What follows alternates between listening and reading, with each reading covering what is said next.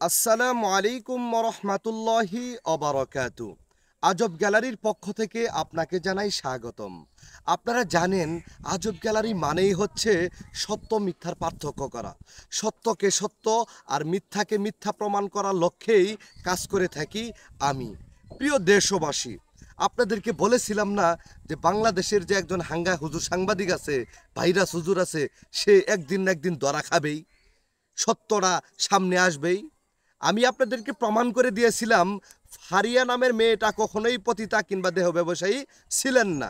সে একজন অভিনেত্রী, মানে ইউটিউবে টাকার বিনিময়ে কাজ করত, এখনও করে। আমি আপনাদেরকে বলেছিলাম এই সাংবাদিক এবং ভাইরাস হুজুর সে ধরা খাবেই খাবেই খাবেই।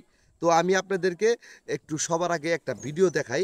এই যে দেখেন, এই যে একটু দেখেন, এই যে এই যে একটু দেখেন, এই যে একটু ভালো করে দেখেন। তিনি, এই যে দেখেন, তিনি ধরা খেয়েছে, তিনি জনগণের হাতে ধরা খেয়েছে। এখন আসেন উনি কি বিষয়ে ধরা খেল। এই সাংবাদিক ভাইরাস হুজুর সে একটা মেয়ের ইন্টারভিউ নিয়েছিল ফারিয়ার পরে। সে মেয়ের সাথে তার কন্ট্যাক্ট ছিল যে আমার ভিডিও যদি ভাইরাল হয়ে যায় তাহলে এই ভিডিও থেকে যে ইনকামটা আসবে এর 50% আমাকে দিতে হবে। মেয়ের সাথে চুক্তি ছিল। এখন ভিডিওটা যখন প্রচুর পরিমাণে ভাইরাল হইল, প্রায় 2 মিলিয়ন ভিউ হলো, তখন এই 2 মিলিয়ন থেকে তো মোটামুটি ভালো বেশ টাকা আসছে, ইনকাম আসছে। এখন এই মেয়েকে মাত্র 700 টাকা নাকি এই সাংবাদিক দিয়েছে, কিন্তু এই মেয়েটা তো 700 টাকা নিতে রাজি না। 700 টাকা দিতে সে রাজি না। এখন এই মেয়ে মানুষ জড়ো করে ফেলছে, সাধারণ যে জনগণ আছে তাদেরকে জড়ো করে ফেলছে যে এই হুজুর আমার আমার টাকা দেয় না, এই হুজুর আমার ইন্টারভিউ নিয়েছে, এরকম চুক্তি ছিল, এখন সে আমার টাকা দিচ্ছে না। এখন হুজুরকে ধরে ফেলছে। দর্শক বন্ধুরা, আমি আপনাদেরকে বলেছিলাম যে আজব গ্যালারি সত্য ছাড়া কথা বলে না, আজব গ্যালারি প্রমাণ ছাড়া কথা বলে না, আজব গ্যালারি এমনি এমনি আপনাদের সামনে কথা বলে না।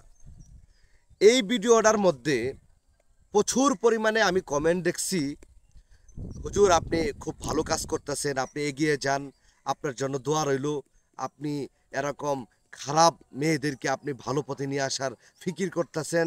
এই ধরনের অনেক কমেন্ট আমি দেখেছি।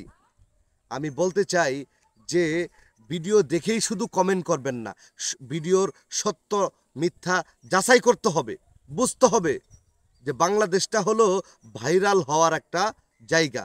সে এই জায়গায়, এই বাংলাদেশে মানুষ যখন ভাইরাল হতে পারছে না, মানুষ যখন ভাইরাল হতে পারে না, তখন সে বিভিন্ন কন্টেন্ট বানিয়ে ভাইরাল হওয়ার চেষ্টা করে।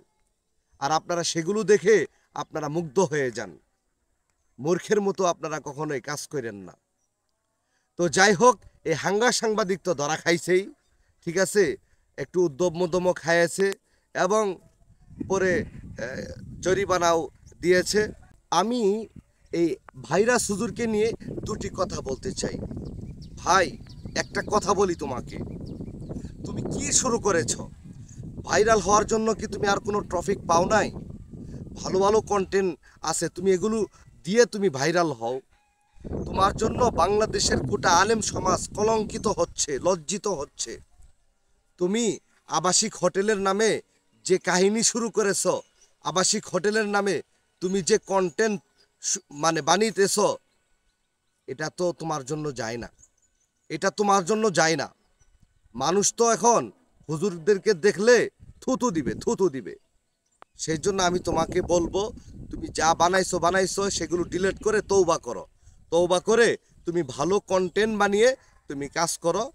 আশা করি তোমাকে সবাই সাপোর্ট করবে, আমিও তোমাকে সাপোর্ট করব। তাই বলছি তুমি এই ধরনের কন্টেন্ট বাদ দিয়ে দাও।